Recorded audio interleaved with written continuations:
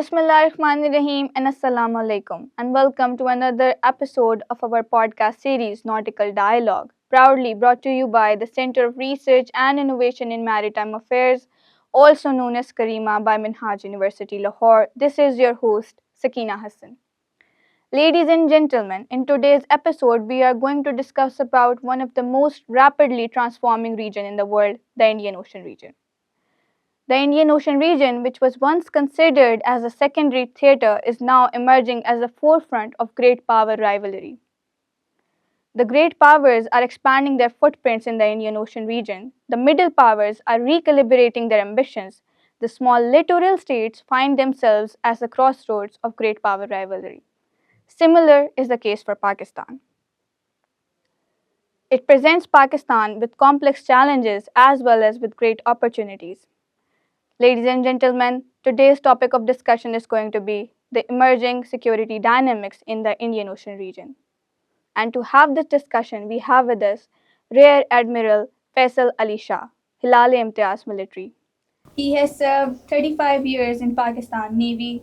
He is the first Marine officer to rise to the rank of two-star admiral. He has a vast educational background as well.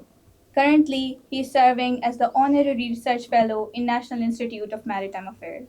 Sir, we are very honored to have you with us today, and we are really looking forward to the discussion. Thank you. Thank you.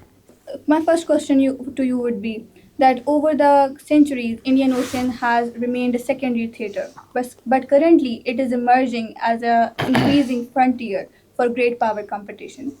What do you think are the key elements that are leading the rise of the Indian Ocean in the geopolitics? What do you think is driving the powers' interest in this region? Thank you for having me in your program. First of all, I don't agree that it has been a secondary domain or secondary area where people were not concerned about it. It has always been very pivotal and important because some of the major choke points pass through this area, which actually serve for the global trade, and global economy depends on that. So Indian Ocean has always been a very important and significant area in the history of world.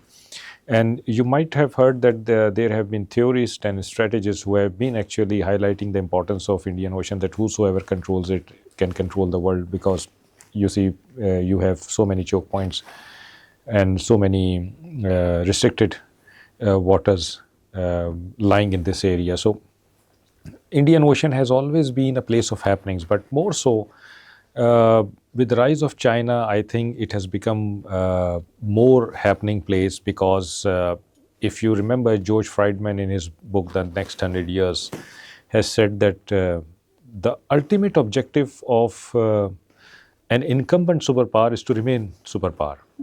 And in that context, wherever it finds a potential challenger in any region of the world, it goes there and destabilizes it. This is what he claims. And we see that throughout the history of the world, that whatever superpower was there and found any potential challenger, it just went there and destabilized it. So now we see rising an incumbent superpower seeing its decline, while there is an emerging superpower in the east.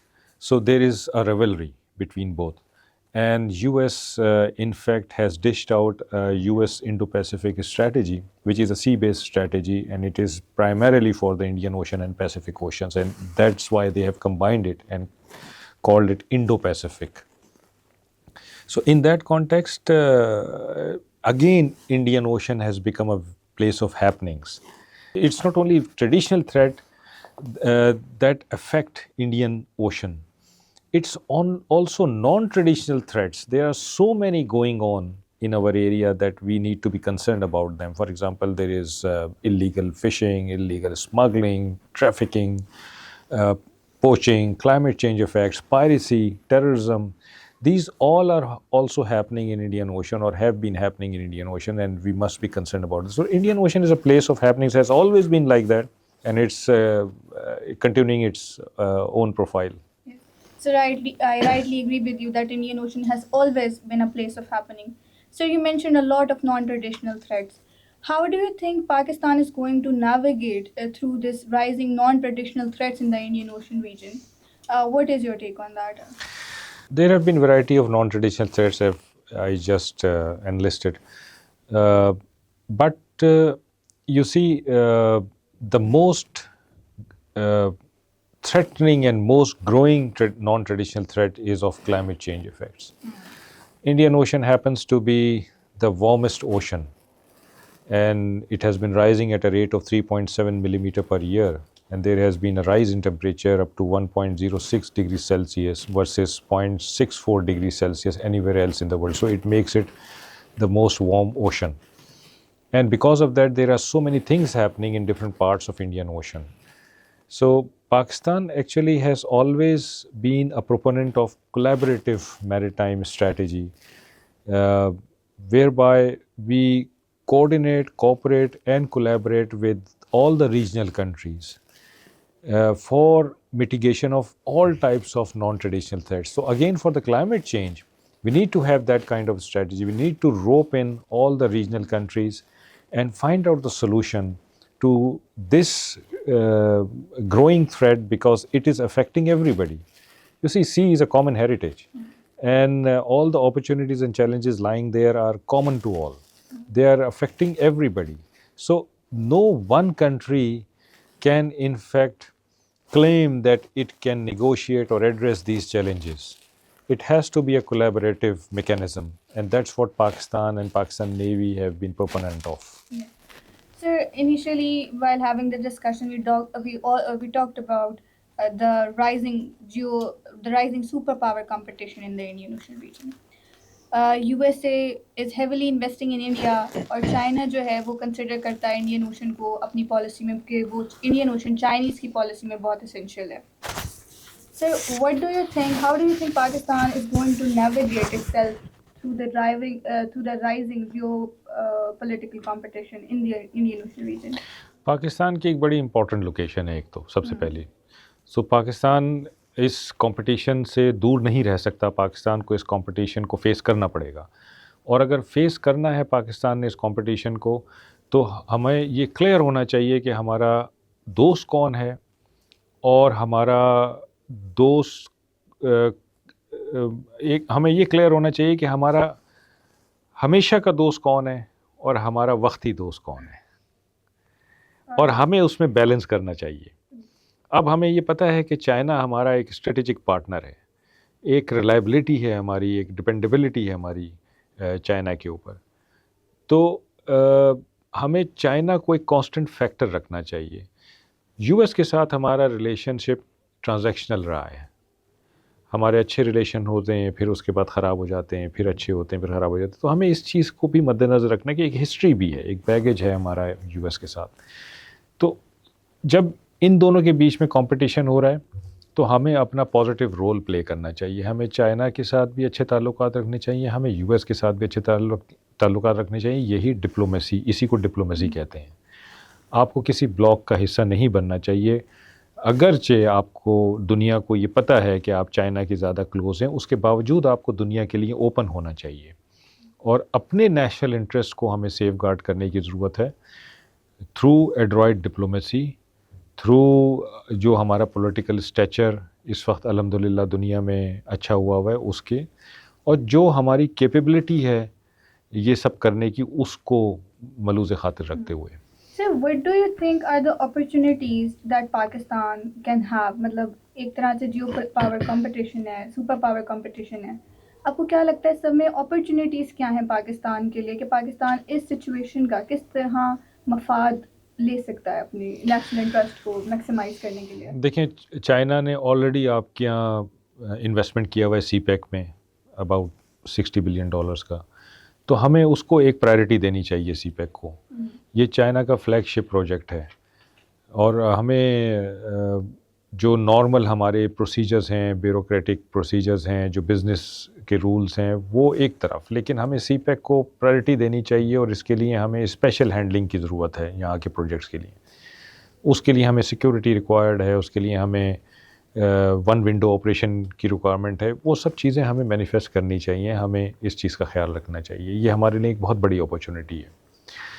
جو U S کے ساتھ ہے, دیکھیں U S کے ساتھ ہم اتنے close آ گئے ہیں کہ جب ایران اسرائیل کی جنگ ہو رہی تھی تو یو ایس نے ہم سے مشورہ لیا کہ ہمیں کیا کرنا چاہیے, اور ہم نے ان کو صحیح مشورہ دیا. کیونکہ ہم اس ریجن کو جانتے ہیں. تو جو ہماری نالج ہے اس ریجن میں، جو ہمارے تعلقات ہیں اس ریجن میں، ہمیں ان کے بیسس پہ اپنے آپ کو پروجیکٹ کرنا چاہیے. ہمیں یہ بتانا چاہیے دنیا کو کہ ہم سے بہتر اس ریجن کو کوئی نہیں سمجھتا اور ہمیں کنسلٹ کیا جائے. ہماری ایک سے ہے آج دنیا میں، ہمیں اپنی اس سے کو مزید تقویت دینی چاہیے، لوگوں سے بات چیت کر کے، لوگوں کو سمجھا کے، اپنی جو نالج ہے اس کے بارے میں لوگوں کو بتا کے. تو ہمارے پاس بہت ساری اپرچونیٹیز ہیں. ہمارے پاس آپ دیکھیں سعودی عرب نے ہمارے ساتھ اسٹریٹجک ڈیفینس ایگریمنٹ کیا ہے، SMDA. تو وہ کیوں کیا انہوں نے پاکستان میں کوئی قابلیت دیکھی ہے، کوئی خصوصیت دیکھی ہے تو انہوں نے یہ کیا ہے. اور یہ ایک بہت بڑا آپ سمجھیں کہ ایک لینڈ مارک ہے باقی ریجن کی کنٹریز کے لیے کہ اگر سعودی عرب پاکستان کے ساتھ یہ کر سکتا ہے تو ان کے پاس بھی یہ اپرچونٹی ہے کہ وہ پاکستان کے ساتھ اس طرح کے ایگریمنٹس کے بارے میں سوچیں.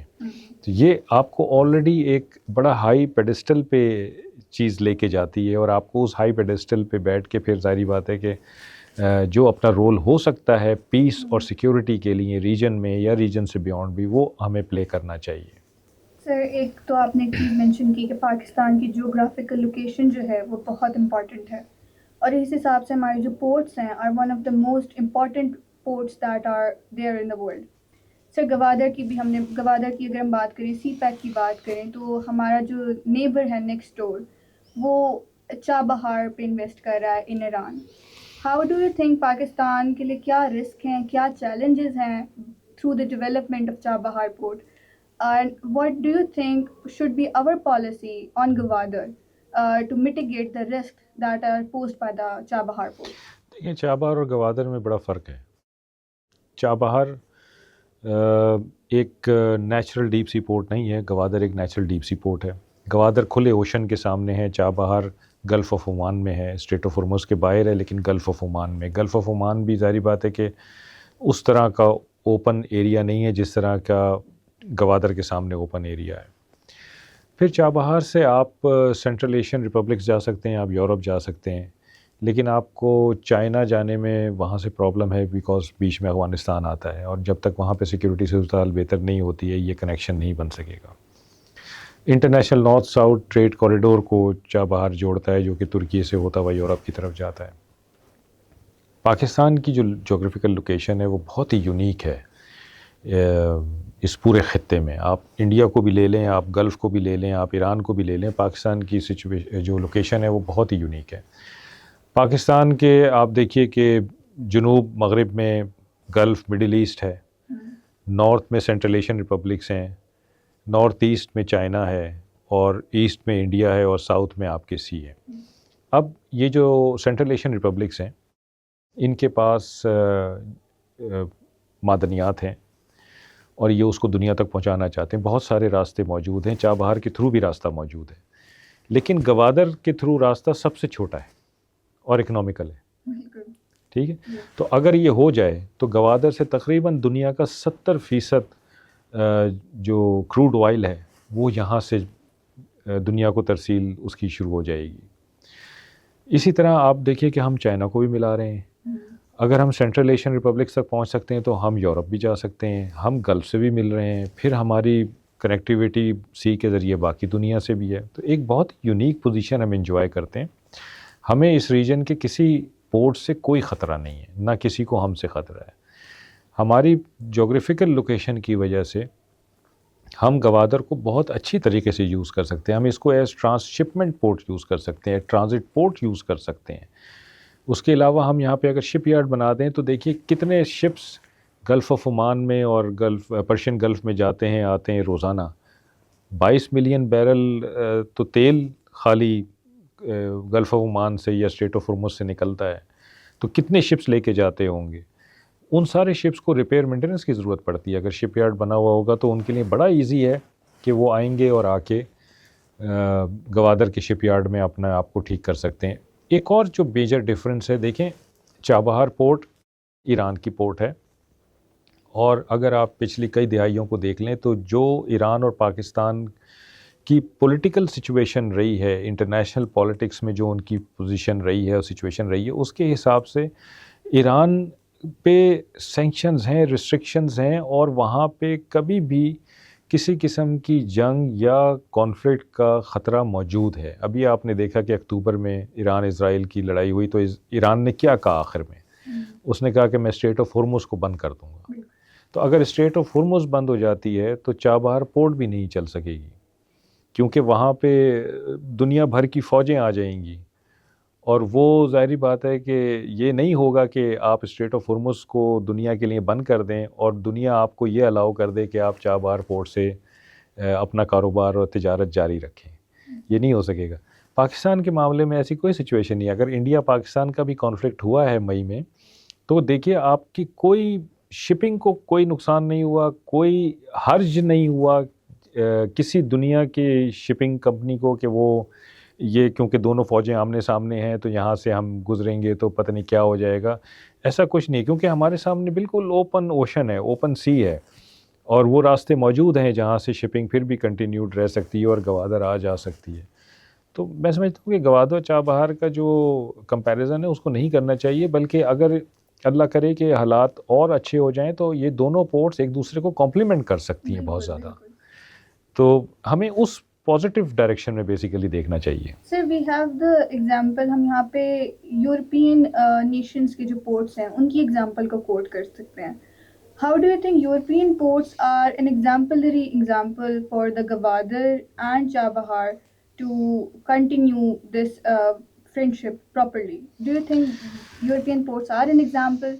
دیکھیں یورپین پورٹس کیونکہ اب وہ پورا ایک یورپین یونین بنا ہوا ہے اور وہ سب ایک دوسرے کو کمپلیمنٹ کرتے ہیں, تو امید اور دعا تو یہی کرنی چاہیے کہ ہمارے ریجن میں بھی ایسے امنیت اور ایسی سیکیورٹی آ جائے اور ایسی دوستیاں ہو جائیں کہ ہم ایک دوسرے کو کمپلیمنٹ کریں. لیکن جو گوادر اور چابہار ہیں ان کا مینڈیٹ دونوں کا بہت بڑا ہے, اور میں اسی لیے کہہ رہا ہوں کہ اگر ان دونوں کے درمیان کوئی کوپریشن کولیبریشن شروع ہو جائے, یہ پولیٹیکل ڈفرینسز جو ایران کے باقی دنیا کے ساتھ ہیں وہ حل ہو جائیں, اور وہ ایران کو یہ اجازت دے دیں کہ وہ ساری دنیا کے ساتھ تجارت کر سکتا ہے, کام کر سکتا ہے, تو پاکستان تو پہلا بینیفیشری ہوگا اس سچویشن کا, کیونکہ ہم تو نیبر ہیں ان کے. تو اگر ہم ان کے ساتھ اس قسم کے معاملے میں جڑ جائیں گے تو میں نے جیسے کہا کہ یہ تو دونوں پورٹس ایک دوسرے کو کمپلیمنٹ کر سکتی ہیں, اور یہ تو دنیا کا 50% سے زیادہ بزنس اٹھا سکتی ہیں یہاں سے. بالکل انشاءاللہ. سر موونگ بیک, آپ نے مے کرائسس کا ذکر کیا, آپریشن سندور کا ذکر کیا. سر مے کرائسس کے بعد ہمیں پتہ لگا کہ نیوی جو ہے وہ ایک بہت امپورٹنٹ رول پلے کرتی ہے in the security of a region of a state.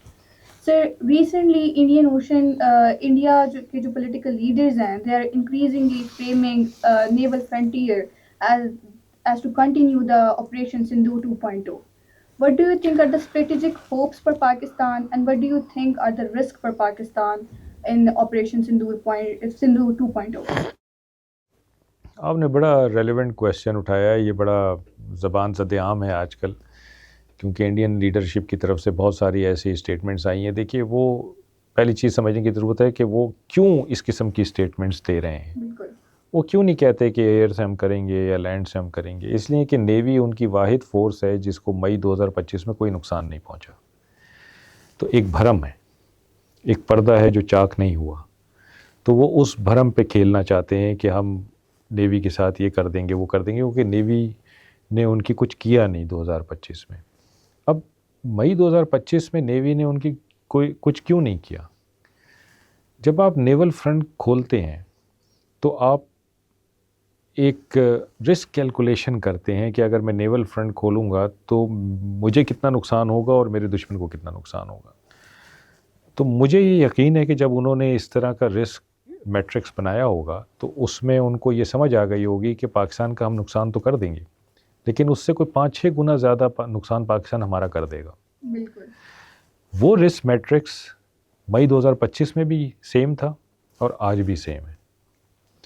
تو مجھے کوئی اس میں شک نہیں ہے کہ وہ سی فرنٹ کھولنے کے قابل نہیں ہے, اور وہ آگے نہیں کھولیں گے. ہاں, گیدڑ بھبکیاں ضرور چلتی رہیں گی. اس کی وجہ یہ ہے کہ وہ ایک ایسی فورس ہے, ایسا فرنٹ ہے جہاں پہ ان کو نقصان نہیں پہنچا, کیونکہ وہ خود آگے نہیں آئے. اگر وہ آتے تو شاید آج وہ اس کو بھی رو پیٹ رہے ہوتے. بالکل. سر گوادر ہمارے لیے ایک بہت ہماری پالیسی کے لیے بہت اہم حصہ ہے. سر آپ کو کیا لگتا ہے پاکستان کس طرح اپنی اکنامک پرائیورٹیز کو مینیج کر سکتا ہے ود دا رائزنگ تھریٹ جو ہمارے پاس ہے؟ آپریشن سندور کا بھی ہمیں فورسز کہہ رہی ہے کہ ہو سکتا ہے. تو what do you think Pakistan اپنی اکنامک پرائیورٹیز اور سیکورٹی پرائیورٹیز کو سائڈ بائی سائڈ کس طرح چلا سکتا ہے؟ دیکھیں اگر آپ خاص طور پہ میری ٹائم ڈومین کی بات کرتے ہیں, بلو اکانومی کی بات کرتے ہیں, تو میری ٹائم ڈومین یا بلو اکانومی اور میری ٹائم سیکیورٹی ان کا چولی دامن کا ساتھ ہوتا ہے. میری ٹائم سیکیورٹی کے بغیر بلو اکانومی نہیں ہو سکتی, اور بلو اکانومی اگر آپ کی اکانومی میں اچھا کنٹریبیوٹ نہیں کریے تو میری ٹائم سیکیورٹی ویک ہوگی. یہ بہت پرانا کلیہ ہے. یہ تقریباً 1500 BC سے لے کے 300 BC تک فینیشینز ہوا کرتے تھے جو میڈیٹرینین کے ساحلوں پہ رہتے تھے, اور ان کا یہ کلیہ تھا کہ وہ تجارت کرتے تھے لیکن اس کے ساتھ وہ اپنے آرمڈ شپس بھی رکھتے تھے تاکہ ان کو کوئی قزاق نہ لوٹیں اور ان کی تجارت سیف رہے. تو یہ کلیہ تو ہمیشہ سے ہے اور یہ آج بھی ویلڈ ہے, اور یہ ہمیں سمجھنے کی ضرورت ہے کہ میری ٹائم سیکیورٹی صرف سرحدوں کا دفاع نہیں ہے یا پانیوں کا دفاع نہیں ہے. اصل میں میری ٹائم سیکیورٹی ہوتی ہے کہ آپ کی جو 95% تجارت سی سے آ رہی ہے, آپ کا 100% تیل سی سے آ رہا ہے, آپ کو اس کو جاری و ساری رکھنا ہے پیس ٹائم اور وار ٹائم میں, تاکہ آپ کے ملک کا کاروبار چلتا رہے. تو اس کے لیے یہ میری ٹائم سیکیورٹی ضروری ہے. اب ہمیں میری ٹائم سیکیورٹی پہ لامحالہ انویسٹمنٹ کی ضرورت ہے, تاکہ جیسے جیسے دنیا آگے بڑھ رہی ہے, تھریٹس بڑھ رہے ہیں, ہمیں اپنی اپنی کیپیبلٹی بھی بڑھانے کی ضرورت ہے. لیکن ساتھ میں اگر آپ کی کیپیبلٹی بڑھ رہی ہے تو آپ کی میری ٹائم ٹریڈ بھی پروٹیکٹ ہو رہی ہے. بالکل. تو میری ٹائم ٹریڈ پروٹیکٹ ہو رہی ہے, اس سے آپ کی اکانومی بہتر ہو رہی ہے, پیسے آ رہے ہیں, اور اگر وہ پیسے آپ میری ٹائم سیکیورٹی میں انویسٹ کر رہے ہیں تو پھر اگین یہ ایک پورا سائیکل ہے جس کو چلتے رہنا چاہیے. تو یہ دونوں چیزیں ہینڈ ان گلو جاتی ہیں. بالکل. سر موونگ آن, سر آپ کو کیا لگتا ہے کہ پاکستان کو سی بلائنڈنس ایک بہت بز ورڈ ہے آج کل کہ Pakistan suffers from sea blindness. آپ نے ایک بات کی کہ پاکستان کو اس چیز میں کیا what do you think should be پاکستان's پالیسی کہ ہم سی بلائنڈنس کو ریڈیوس کریں, میری ٹائم اویئرنیس کو کریٹ کریں. How do you think Pakistan can do that تاکہ ہماری بلو اکانومی اور میری ٹائم ٹریڈ سیکٹر دونوں اسٹرینتھن ہوں؟ بالکل آپ نے وجہ کہا. سی بلائنڈنس کافی حد تک ابھی بھی موجود ہے, لیکن پچھلے 4-5 سال سے اگر آپ دیکھیں تو گورنمنٹ کا کافی فوکس ہے اور کافی توجہ وہ دے رہے ہیں اس سیکٹر پہ, اور سب کو تقریباً اوپر لیول پہ یہ ادراک ہے کہ ہمیں اس پوٹینشیل کو ٹیپ کرنا چاہیے اور اپنی اکانومی میں شامل کرنا چاہیے. لیکن میں اکثر ایک بات یہ کرتا ہوں کہ ٹھیک ہے گورنمنٹ اپنا کام کر رہی ہے, پاکستان نیوی بھی کوششیں کر رہی ہے, جو اس شعبے سے جڑے ہوئے لوگ ہیں وہ بھی اپنی کوشش کرتے ہیں, لیکن بہت سارے ہم میں سے ایسے لوگ ہیں جو ڈائریکٹلی تو شاید اس شعبے سے نہیں جڑے ہوئے لیکن ان کا رول بنتا ہے, اور وہ رول ہمیں پلے کرنے کی ضرورت ہے. چھوٹی سی مثال اس کی یہ ہے کہ جب آپ کے چھٹیاں ہوتی ہیں, آپ کے پاس پیسے ہوتے ہیں اور آپ ڈیسائیڈ کرتے ہیں کہ ہم نے پاکستان میں کہیں گھومنے پھرنے جانا ہے, تو آپ کہاں کا رخ کرتے ہیں؟ ہمیشہ ذہن میں نارتھ کا خیال آتا ہے. نارتھ ہمارا بہت خوبصورت ہے, لیکن ہم نے کبھی نہیں سوچا کہ ہمارے ساؤتھ میں کیا ہے. ہم زیادہ کراچی چلے جاتے ہیں, لیکن کراچی کے مشرق اور مغرب میں کیا ہے یہ ہم نے کبھی نہیں سوچا. تو ہمیں اس دیکھنے کی ضرورت ہے, ہمیں سوچنے کی ضرورت ہے. اگر ہمیں کوئی نہیں بھی بتا رہا ہے تو ہمیں ایکسپلور کرنا چاہیے کہ ہمارے ملک میں کیا کیا اللہ تعالیٰ نے نعمتیں ہمیں دی ہیں, ہماری کوسٹ کیسی ہے, ہم وہاں کیسے جا سکتے ہیں. یہ چیزیں میرا یہ خیال ہے کہ ہمیں سارا کچھ جو مدعا ہے سارا وہ گورنمنٹ پہ نہیں ڈالنا چاہیے, کچھ اپنی بھی رسپانسبلٹی ہمیں اس کا احساس ہونا چاہیے اور اس کو ڈسچارج کرنا چاہیے. Thank you so much sir. Sir final question میرا آپ سے یہ ہوگا کہ دسمبر میں ہم ہنگور ڈے بھی سیلیبریٹ کرتے ہیں. How do you think Hangor day ہماری پاکستان نیوی کے لیے ابھی تک ایک بہت اہم عظیم مارکہ ہے؟ ہاؤ ڈو یو تھنک ہمیں اس چیز کو اب تک وہ کس طرح ہمارے لیے ریلیونٹ ہے؟ آپ پلیز تھوڑی سی جو ہماری آڈینس ہے جس کو ہنگور ڈے کے بارے میں نہیں پتہ، تھوڑی سی ان کے لیے بریفلی ہنگور ڈے کو ڈسکرائب کر دیں، اور اس کے بعد سر پلیز یہ بتا دیں کہ ہم ہنگور ڈے کو کس طرح ابھی بھی پاکستان نیوی جو ہے وہ فیوچر میری ٹائم اسٹریٹجی میں ایک اہم کردار ادا کر سکتی ہے. دیکھیے 9 دسمبر 1971 کو جب پاکستان انڈیا کے بیچ میں جنگ ہو رہی تھی تو ہنگور سبمرین ظاہری بات ہے کہ سی میں تھی، اپنے اسٹیشن پہ تھی، اور اس کو انڈیا کے 2 جہاز نظر آئے. اس نے ایک جہاز پہ ٹارپیڈو مارا، وہ ڈیمیج ہو گیا اور وہ لنگڑاتا ہوا اپنے ہاربر کی طرف چلا گیا. دوسرے کو اس نے جو ٹارپیڈو فائر کیا وہ کھکری تھا، اور فرنٹ لائن شپ تھا انڈین نیوی کا، وہ ڈوب گیا اور اس میں کافی ان کی جانیں بھی گئیں. ورلڈ وار 2 کے بعد، جنگ عظیم دوئم کے بعد اب تک ہنگور وہ واحد سبمرین ہے جس نے کسی شپ کو ڈبویا ہے اپنے ٹارپیڈو سے. تو یہ اعزاز ہنگور کے پاس ہے ابھی تک. یہ جو ہنگور ڈے منایا جاتا ہے یہ صرف اس لیے نہیں منایا جاتا ہے کہ انڈیا کا شپ ڈبو دیا گیا ہنگور نے. یہ پاکستان نیوی کے لوگوں کی جو پروفیشنلزم تھا، ان کا جو اپنے اکوپمنٹ کو یوز کرنا تھا، اس کی بیسیکلی ایک اپریسیشن میں منایا جاتا ہے. اور آپ دیکھیں گے کہ ہنگور کی وجہ سے اب جو ہم نئی سبمرینز لے رہے ہیں چائنا سے، ان کو بھی ہم نے ہنگور کلاس کا نام دیا ہے. تو یہ جو لیگیسی ہے اس کو زندہ رکھے ہوئی ہے پاکستان نیوی، اور یہ چلتی رہے گی، کیونکہ یہ نہ صرف ایک بہت بڑا مارکہ تھا، بہت بڑا اعزاز تھا، بلکہ یہ اس چیز کا ثبوت تھا کہ پاکستان نیوی میں کتنے پروفیشنل لوگ ہوتے ہیں. پچھلے 7 سال میں آپ نے دیکھا ہوگا کہ ہم نے 4 دفعہ انڈیا کی سبمرین کو پکڑا اور اس کو واپس بھیجا. یہ تو کم سے کم ٹائم ہے، کم سے کم نمبر ہے جو میں آپ کو بتا رہا ہوں. پاکستان کی تو کوئی سبمرین انہوں نے نہیں پکڑی آج تک. انڈیا کی سبمرین ہاربر میں کھڑے کھڑے ڈوب گئی، پاکستان کی تو کوئی سبمرین کو ایسا حادثہ پیش نہیں آیا. تو ایک پروفیشنلزم ہے جو کہ پریویل کرتا ہے پاکستان نیوی میں، اور اسی کی یاد میں، اسی کو اجاگر کرنے کے لیے اور اسی کی اپریسیشن کے لیے ہنگور ڈے منایا جاتا ہے ہر سال، اور اسی کو ہم آگے لے کے چل رہے ہیں. Sir, just a last question. Sir, what do you think should the future of Pakistan's maritime policy look like? تھوڑی سی اس پہ بات کر لیں کہ آپ کے نظریے میں پاکستان کی میری ٹائم فیوچر آؤٹ لک کیا ہونی چاہیے، پالیسیز کیا ہونی چاہیے؟ دیکھیں، ہمیں میری ٹائم سیکیورٹی پہ انویسٹ کرنے کی ضرورت ہے، اس میں کوئی دو رائے نہیں ہے، جس کی وجہ سے ہماری جو اوور آل میری ٹائم ڈومین ہے اس کو وہ سیکیورٹی ملے گی اور اس میں پروگریس کے چانسز بڑھیں گے. ہمیں ریجنل میری ٹائم کنیکٹیویٹی پہ کام کرنے کی ضرورت ہے، ہمیں اس کو مزید تقویت دینے کی ضرورت ہے. ہمیں اپنی جغرافیکل لوکیشن کو صرف لینڈ سے نہیں بلکہ میری ٹائم سے کنیکٹ کرنے کی بھی ضرورت ہے. میں آپ کو اس کی 2 مثالیں دے سکتا ہوں. سی پیک بنا، سی پیک کے 2 کمپوننٹ ہیں، ایک لینڈ کمپوننٹ ہے، ایک سی کمپوننٹ ہے. لینڈ کمپوننٹ پہلے سے موجود تھا جس کو بہتر کیا جا رہا ہے، لیکن یہ گوادر تھا اور اس کی اپروچز تھیں جنہوں نے بیسیکلی میری ٹائم کمپوننٹ کے طور پہ سی پیک کو جوائن کیا تو سی پیک وجود میں آیا. تو آپ امیجن کریں اگر گوادر نہ ہوتا تو سی پیک بھی شاید نہ ہوتا. ٹھیک ہے جی. دوسری چیز کہ میں بہت سارے سیمینارز کانفرنسز میں جاتا ہوں جو ریجنل کنیکٹیویٹی پہ منعقد کیے جاتے ہیں، اور اس میں صرف یہ دیکھا جاتا ہے کہ ہماری سینٹرل ایشین ریپبلک سے لینڈ کنیکٹیویٹی کیسے ہے، ہمارے افغانستان سے کیسے ہے، چائنا سے کیسے ہے.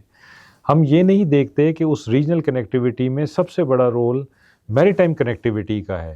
آپ چیز لے آئیں گے سینٹرل ایشین ریپبلک سے، آپ چائنا سے چیز لیں گے، آگے کیا کریں گے اس کا؟ وہ سی کے ذریعے پھر اس نے باقی دنیا میں جانا ہے.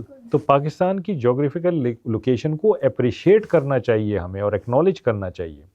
اور اس کی جغرافیکل لوکیشن نہ صرف لینڈ کی وجہ سے امپورٹنٹ ہے بلکہ اصل میں سی کی وجہ سے امپورٹنٹ ہے.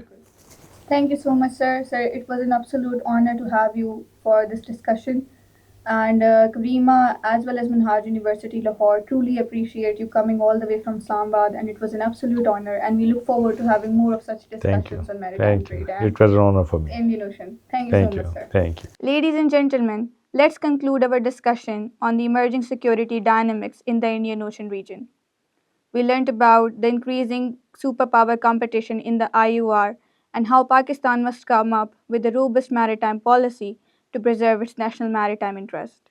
With this being said, keep on watching Nautical Dialogue for more informative videos. हमें दीजिए इजाज़त. Allah Hafiz.